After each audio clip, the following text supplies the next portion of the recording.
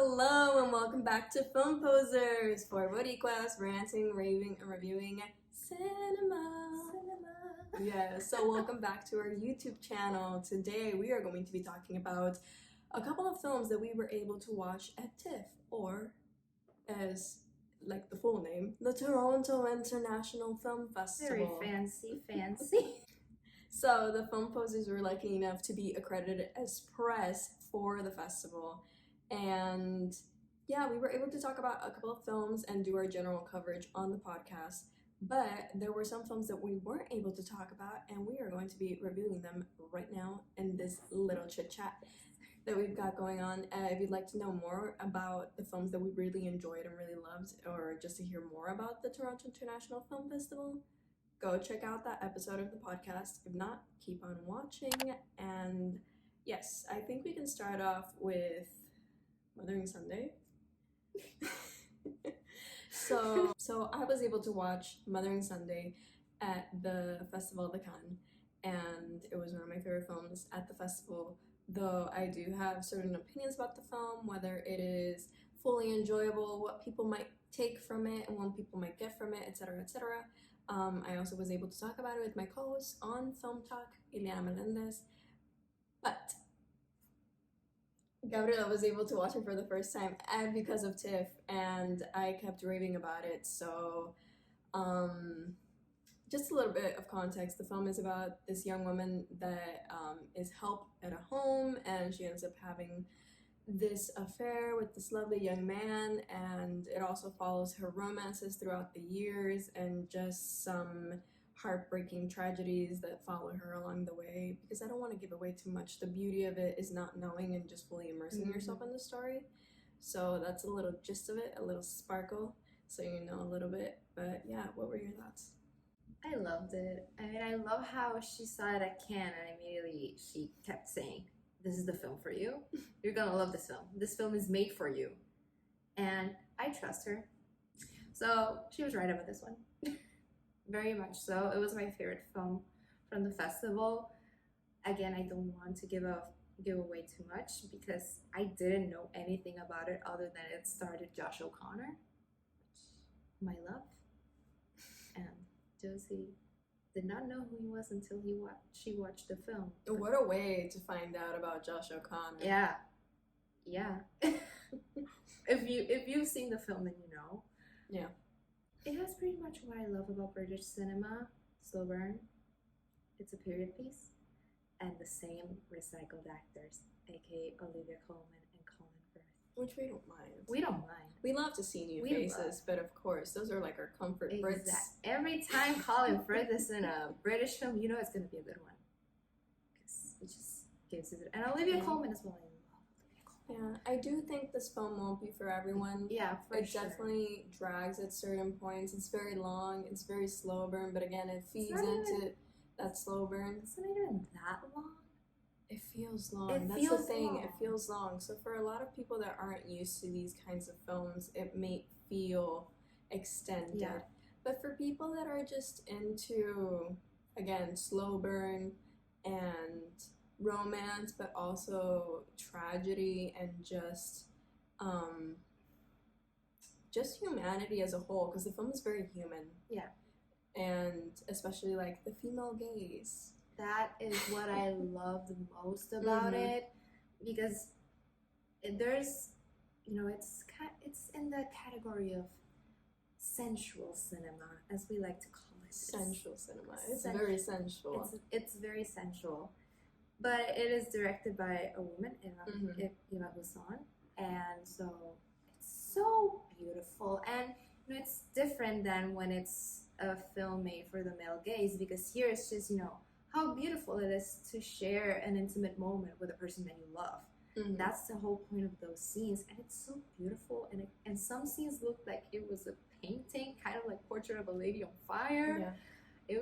It's beautifully shot. There's so many beautiful scenes about intimacy, and again, it was just done so artfully that it's not vulgar or anything like that. It's just a beautiful scene, and you know, this is the human body. Yeah. Just this is how the human body is. It's definitely an exaltation of the human body, which is my favorite part, because also you rarely see full frontal male nudity. So spoiler alert, there is full frontal male nudity in this film.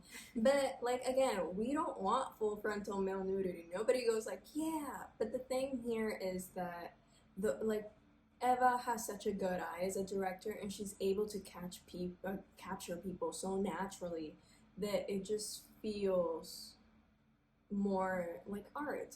It definitely feels like that's referring to like the painting. Everything feels so natural, kind of like when you look at a sculpture in a museum. Everything feels very naturalistic, but also romanticized, but not to the point that it is unconventional or, again, unrealistic. It all just feels, it's a good amount of everything. Yeah, definitely. But again, we love slow burns. We love slow burn romance. We love films that take their time in establishing character and story. We love that sort of, as long as it's, you know, done well, we absolutely love when films take their time.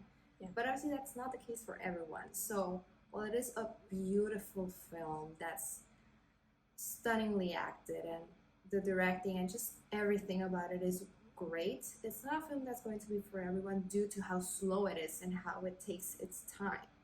Yeah, so when you watch this film, welcome to the pain. Yeah, so to summarize it, if you're into British cinema and just like if you love Pride and Prejudice and, for example, the most recent Emma, you'll like this film. You'll eat it up.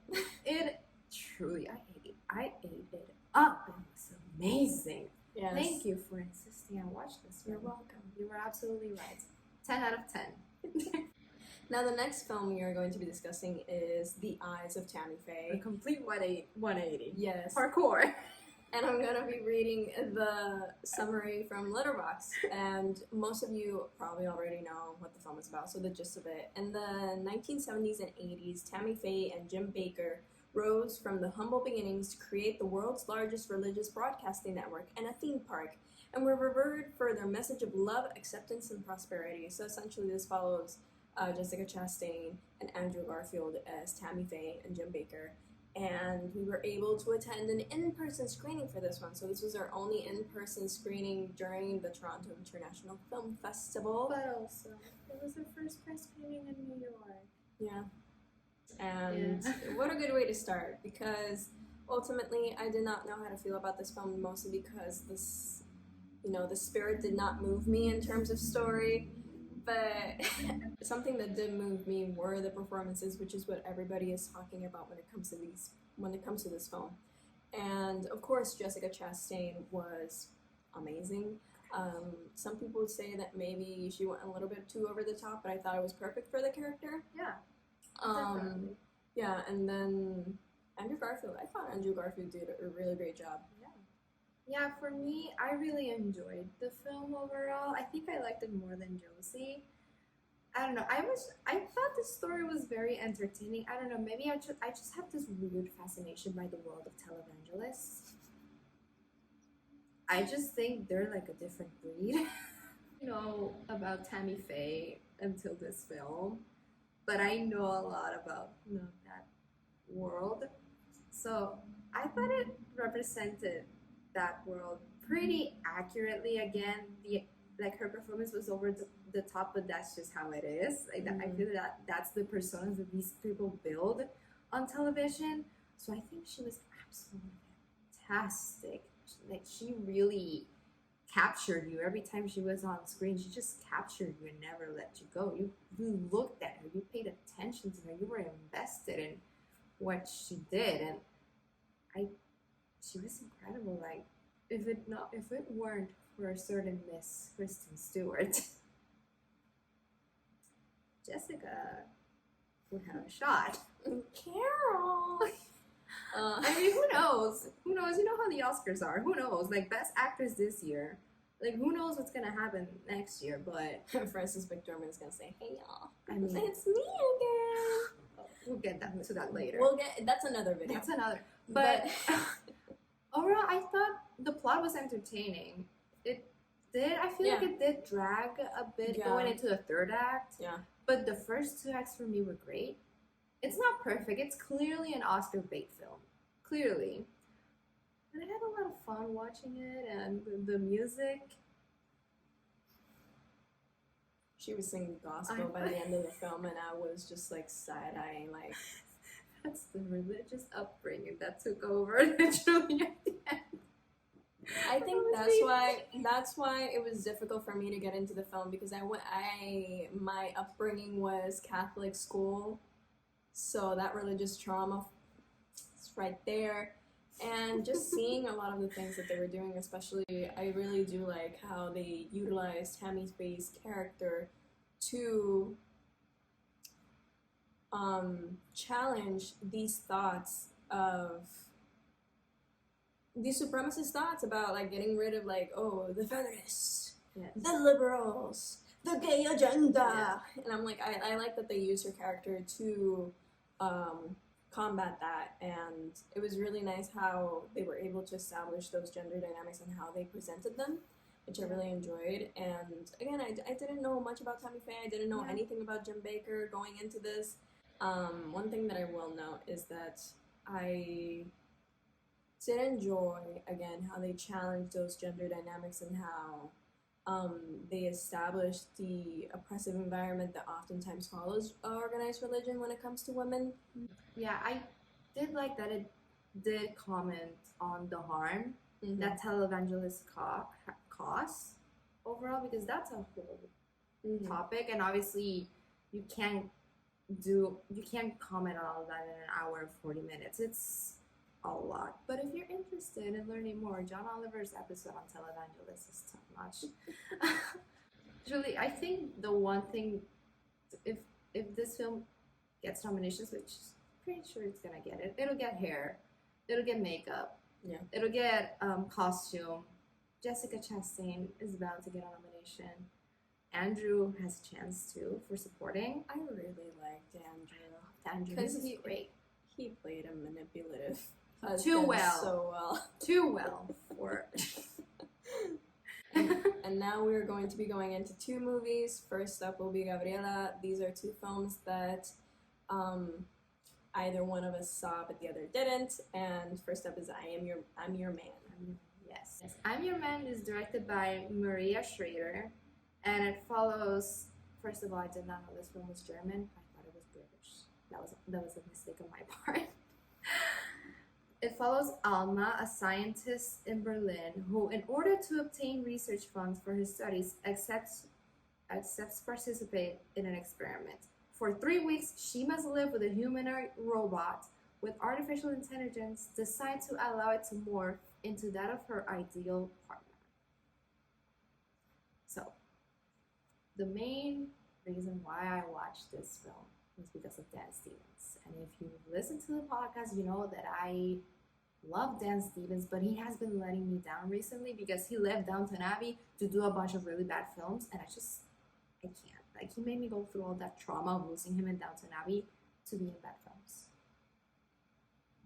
That's a betrayal. Anyway, apparently he changed agents and now he's doing better. And I'm Your Man is one of those films where he was incredible. Like, overall, the film, I feel it could have been a little bit better.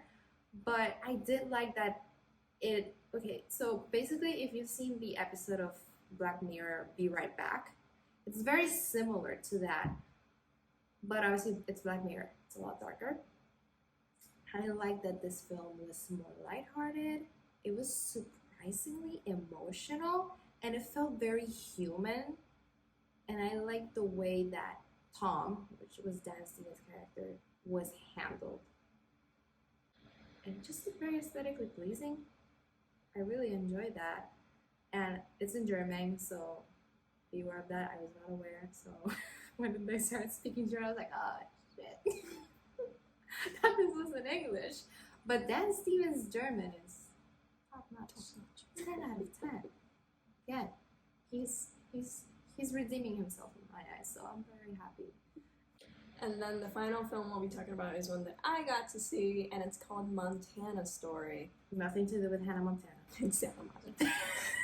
So, the film follows two estranged siblings as they return home to the sprawling ranch they once knew and loved. And this film has Haley Lou Richardson, which is the reason why I watched it.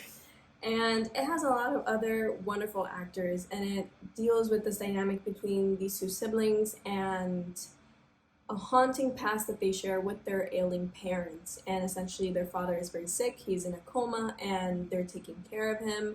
And it's mostly them dealing with the pain and suffering that they had because of their father and having to take care of him. So it's that aspect as well, and that, again, that pain, and it's just that conflict of having to take care of someone that essentially caused so much harm in your life, especially to Haley Lou Richardson's character. So I really like that. And like I mentioned with Mothering Sunday, this is a very human story. And it follows mostly the brother and his perspective, but again, I was very drawn to Haley Lou Richardson as a character and just their time in Montana. And it's one of those films where it does drag at times as the film goes on, and I do think it could have been a little bit shorter, but it is so beautifully captured. The landscape shots and the cinematography are spectacular. I really enjoyed the music and the score.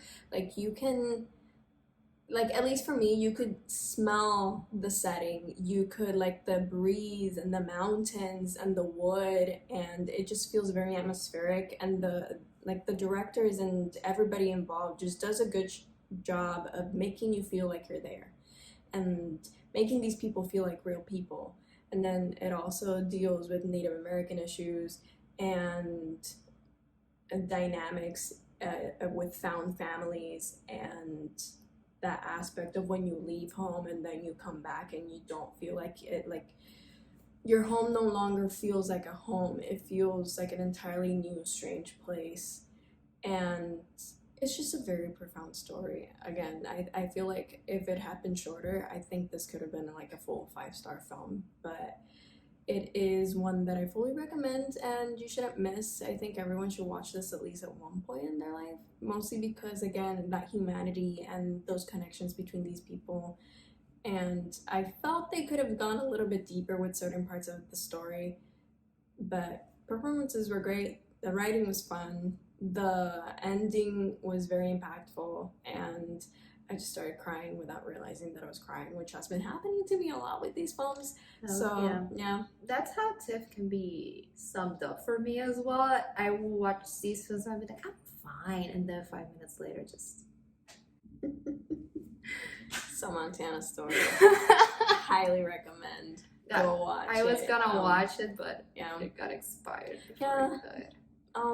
I hope this film gets distribution. Hopefully, if we find out, we'll link it down below. Or also, this is a perfect segue to say that that's all for this video. Make sure to follow us at Film Posers on Twitter, Instagram, Facebook, and of course, subscribe to our YouTube channel. Yes. Especially follow us on Twitter, because that is where you'll find out where most of our favorite films from the festivals. That is where you'll find out whether they have distribution, whether they're winning awards, etc. What's going on with these films. Because we see them, we like them, we want you to watch them, and not all of them get distribution, unfortunately. So that is why we're talking about them. And of course, Tammy Faye, you can already watch it. Go sing some gospel and then. But yeah, follow us at Film Posers on Twitter to find out if any of these, when these films will get distribution, if they do, and just find out more of these other films that we're liking, because we're also covering the New York Film Festival. And yeah, that's all for this video. And remember, we're all film posers. Bye. Bye.